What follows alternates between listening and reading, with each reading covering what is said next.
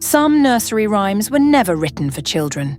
They were warnings, fragments of grief carried across centuries, disguised as song, and few are stranger than Jack and Jill. For generations, the rhyme seemed harmless. Two children climb a hill. One falls, the other follows. Simple, innocent, forgettable. But some historians believe the rhyme hides the memory of an ancient tragedy, possibly over 800 years old. Because in medieval Europe, songs were not just entertainment, they were survival. Wars became ballads, executions became poems, fallen kingdoms became nursery rhymes whispered through generations. And when Jack broke his crown, the meaning may not have been metaphorical at all. In ancient symbolism, the crown represented power. To break it was to destroy the king. Suddenly the rhyme changes. The hill no longer feels playful. The fall no longer feels accidental. And the song begins to sound less like a children's tale and more like the echo of a forgotten catastrophe. The rhyme itself is deceptively simple. Jack and Jill went up the hill to fetch a pail of water. For centuries, these words have been repeated in nurseries, classrooms, and quiet homes across the world. Passed from parent to child so many times, they became almost invisible, familiar, harmless. But the deeper historians looked into old nursery rhymes, the more unsettling they became, because Jack and Jill is strangely bleak for a children's song.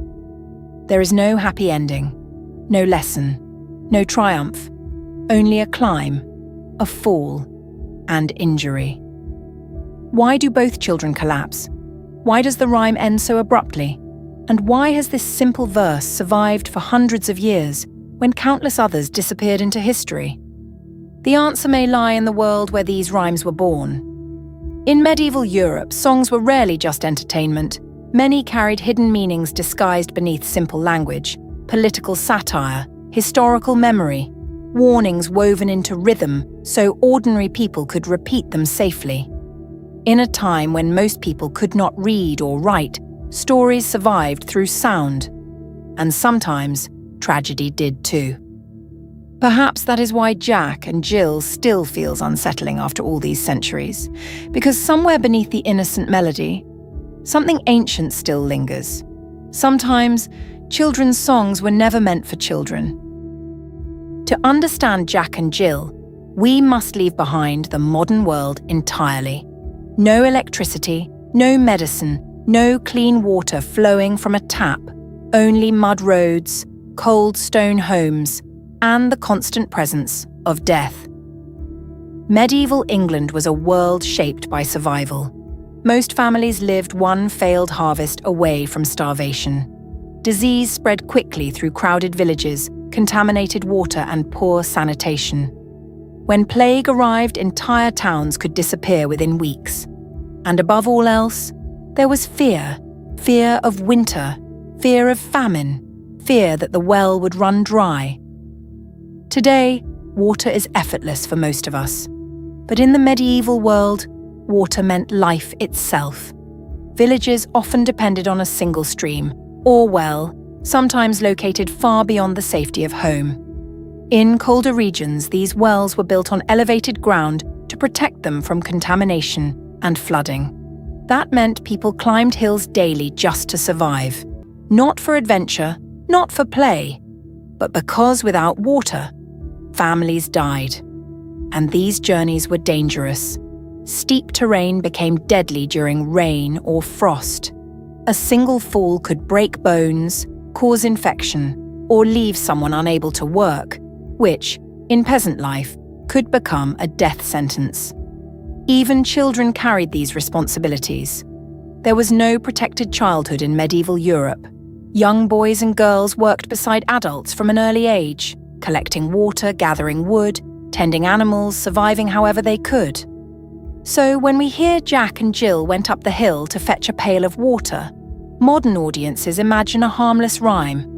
But medieval listeners may have heard something very different. Not a game, not a fantasy, but an ordinary moment in a brutal world where even children climbed hills carrying the weight of survival. One of the darkest theories surrounding Jack and Jill suggests that the rhyme was never truly about children at all. Not literally, not originally. According to some historians and folklore researchers, the rhyme may be the distant echo of political collapse, a symbolic retelling of a kingdom falling into ruin, disguised over centuries as a harmless children's verse. At first, the idea sounds absurd. How could such a simple rhyme possibly contain the memory of something so catastrophic? But in medieval Europe, symbolism shaped almost every story people told. Folklore was rarely direct. In times of censorship, political violence, and royal instability, dangerous truths were often hidden inside songs, poems, and oral traditions, and nursery rhymes were especially effective. They were easy to remember, easy to repeat, and once woven into childhood, they could survive for generations without anyone questioning what they originally meant. In many ancient traditions, hills symbolized far more than geography. To stand upon a hill was to stand above others, physically, politically, spiritually. Castles, fortresses, and royal courts were often built on elevated ground because height represented authority. Power looked down from the hill, kings ruled from above, and so, in symbolic language, to climb the hill could represent ascending toward power itself. That changes the rhyme immediately. Jack and Jill went up the hill, not two children wandering outdoors, but two figures ascending toward authority, toward the crown. And then comes the most disturbing line in the rhyme. Jack fell down and broke his crown. Today, the phrase sounds almost playful, a minor injury in a simple story. But in older English symbolism, the crown was more than the top of the head. It represented rulership itself, sovereignty, legitimacy, divine authority. To break the crown was not merely to fall, it was to lose power, possibly violently. Some interpretations even connect the phrase to execution or royal downfall. In an age where kings were overthrown, imprisoned, or publicly beheaded, the destruction of the crown symbolized the destruction of the ruler. And Jill comes tumbling after. That detail matters, because political collapse rarely destroys only one person. When kingdoms fall, queens fall beside kings. Dynasties collapse together, entire bloodlines disappear into chaos, which raises an unsettling possibility. Perhaps Jack and Jill preserved the memory of a real historical catastrophe. A king dethroned, a kingdom shattered, a royal line brought to ruin so completely that only fragments survived in folklore. Not history books, not official records, but rhyme. Because ordinary people rarely controlled written history. Kings employed scribes, churches preserved approved narratives, but songs belonged to the people, and sometimes songs remembered what history tried to erase. Over centuries, meanings blur, symbols soften, violence becomes metaphor, tragedy becomes tradition. Eventually, children inherit stories without knowing the grief hidden inside them. That may be what happened to Jack and Jill. A political disaster transformed slowly into folklore, until the original event vanished beneath rhythm and repetition. But traces may still remain. A hill, a crown, a fall.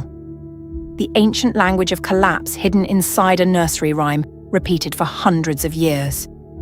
And if that theory is true, then generations of children may have unknowingly sung about the death of a kingdom long forgotten by history itself. But there is another interpretation of Jack and Jill far darker than the theory of a fallen kingdom. One that transforms the rhyme from political allegory into something deeply violent. Because in medieval England, the phrase "broke his crown" may have carried a meaning modern audiences no longer recognize. Not a wound, not a stumble, but execution. In old symbolic language, the crown was not simply the top of the head. It represented authority, kingship, divine right, the sacred identity of the ruler. To damage the crown was to destroy the legitimacy of the king himself. And in some historical interpretations, breaking the crown referred to decapitation, the removal of the head, the violent ending of power. Suddenly, the rhyme becomes almost horrifying to read aloud. Jack fell down and broke his crown. Not an accident, not a childish scrape, but the image of a ruler brought down publicly and permanently. And in medieval Europe, executions were not hidden from society. They were spectacles. Entire towns gathered to witness them. Punishments were performed in marketplaces, castle squares, and public hillsides where crowds could watch the fall of traitors, rebels, and disgraced nobles. Power had to die visibly. The execution was not only punishment, it was theatre, a warning to everyone who remained. And when rulers were overthrown, the symbolism became even more important. Chroniclers described kings falling, crowns breaking, or kingdoms losing their head. Political language and physical violence often merged together in disturbing ways. This is why some historians believe nursery rhymes may have concealed real political trauma beneath simple language. Open criticism of rulers could be dangerous. In many periods of European history, speaking against the crown could lead to imprisonment, torture, even death. But songs existed in a strange space between innocence and meaning. A rhyme could travel safely from village to village because it sounded harmless. Children repeated it, families memorized it, authorities ignored it. Yet beneath the surface, people could encode grief, anger, and historical memory into symbols ordinary listeners would never question. That may explain why so many old nursery rhymes feel strangely unsettling even today. Their original audiences may have understood references that modern listeners no longer recognize. A broken crown, a fatal fall, a tumbling companion, fragments of an event hidden in plain sight. And perhaps the most disturbing part is this. If the rhyme truly described execution or political collapse, then generations of people may have sung it while fully aware of its darker meaning. The song was not innocent to them. It was remembrance, a way of carrying tragedy across generations without speaking openly about it. Because sometimes the safest place to hide dangerous truth was inside a children's rhyme. To sing it openly was harmless. No one feared a simple melody, but only those who understood the symbols knew what the words were truly saying. And over centuries, as history faded and kingdoms disappeared, the meaning slowly dissolved, until all that remained was the rhythm of an ancient warning disguised as a nursery song. Modern audiences often forget something important about nursery rhymes. They were not created in the modern world. They were born in an age where death was ordinary, an age where suffering was woven into everyday life so deeply that people learned to sing beside it. In medieval and early modern Europe, disease could erase entire families in days. Plague swept through crowded towns without warning. Famine followed failed harvests. Wars destroyed villages that had existed for centuries. And for most people, life was painfully short, especially for children. Today, childhood is often associated with safety, innocence, and protection. But for much of human history, childhood was fragile. Many children never reached adulthood. Illness, starvation, contaminated water, harsh labor, and freezing winters claimed lives constantly. Death was not hidden from society. It stood in the center of it. People saw funerals regularly. Church bells rang for the dead almost daily during times of plague. Entire communities lived with the constant awareness that life could vanish without warning. And because literacy was rare, memory survived through stories, through songs, through rhythm. Oral storytelling became one of humanity's oldest methods of preserving emotion and experience. Long before most people could read books, they remembered history by repeating it aloud. Rhymes were especially powerful because they were easy to memorize. A melody could survive for centuries, even after its original meaning had faded away. That is why so many ancient nursery rhymes feel strangely unsettling beneath the surface. Their cheerful rhythm often concealed something darker: warnings, political satire, disasters, public fear transformed into verse. Even famous rhymes that sound playful today have been connected, accurately or not, to plague, social collapse, execution, and death. Whether every interpretation is historically true matters less than what these songs reveal about the societies that created them. They came from a world haunted by instability, and the darkness seeped into its stories. That may explain why Jack and Jill still carries an emotional weight difficult to describe.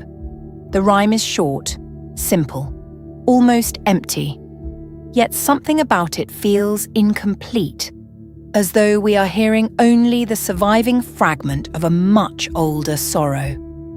Because over time, melodies can outlive memory itself. The original tragedy disappears. The rhyme remains. Children continue singing words whose meanings were buried generations ago. And perhaps that is the true horror of old nursery rhymes. Not that they are secretly evil, but that they preserve echoes of real human suffering long after history forgets the people who lived through it. The melody softened the horror, but the horror remained. Even today, Jack and Jill feel strangely uncomfortable. Most people cannot explain why. The rhyme is short, simple, almost meaningless on the surface, and yet something about it lingers in the mind long after it is spoken. Perhaps because beneath the rhythm, our minds recognize something ancient: loss, fragility, the inevitability of the fall.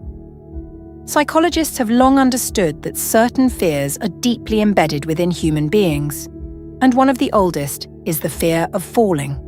Long before civilization, before language, before history itself, falling meant vulnerability, injury, helplessness, death. That instinct never disappeared. Even now, people experience the sensation in dreams, the sudden drop, the loss of balance, the collapse beneath their feet. The human mind reacts to falling almost automatically because somewhere deep within us, we associate it with danger and mortality. And Jack and Jill is built entirely around that moment: the climb, the instability, the sudden collapse. There is no resolution afterward, no comfort, no reassurance. The rhyme simply ends with injury and descent, leaving the listener suspended in unease. That may be one reason the song survived, not despite its darkness, but because of it. Ancient stories rarely endure for centuries unless they carry emotional weight strong enough to remain in human memory. Joy is often temporary, but fear, grief, and tragedy imprint themselves far more deeply. Human beings remember pain because survival depends on remembering what harms us. And across history, the most enduring myths are often the saddest ones. Fallen kingdoms, lost children, broken rulers, civilizations destroyed by pride, war, or catastrophe. These stories persist because they speak to something universal: the understanding that nothing lasts forever. Not innocence, not power, not even memory itself. That is what makes Jack and Jill feel older than most nursery rhymes. The song does not merely describe a fall from a hill. Symbolically, it describes a truth every civilization eventually confronts. Everything rises, everything falls. Kings lose kingdoms, empires collapse, children grow old, and eventually even history becomes fragmented into half-remembered stories repeated by people who no longer understand where they came from. Perhaps that is why the rhyme still feels haunted after all these centuries. Because beneath its simple melody lives an emotion older than language itself: the fear of losing what cannot be restored. And perhaps Jack and Jill survived not because it was cheerful, but because sorrow is eternal. Maybe we will never know the true origin of Jack and Jill, but perhaps that is the point. Across 800 years, the rhyme changed. What may have begun as tragedy slowly became folklore. And what became folklore eventually became childhood. The original story faded, but the emotion remained. A fall, a broken crown, the collapse of something precious. For centuries, generations repeated the rhyme without knowing what it may once have meant. A simple melody carrying fragments of fear, grief, and memory through time. And perhaps that is why the rhyme still feels unsettling today. Because somewhere beneath the innocent words, something ancient still lingers, an echo of loss, a shadow of history, and beneath the melody, the ancient sorrow still remains. The next time you hear a nursery rhyme, listen carefully, because some songs were never created to comfort children. They were created to preserve memory, to carry warnings, to keep ancient grief alive long after history has forgotten the people who suffered it. And perhaps Jack and Jill is one of those songs. A simple rhyme, hiding the shadow of something far older and darker beneath its melody. If you enjoyed uncovering the hidden history behind ancient folklore, subscribe to the channel for more forgotten legends, disturbing myths, and lost stories hidden in plain sight. And tell us below. Which nursery rhyme should we uncover next?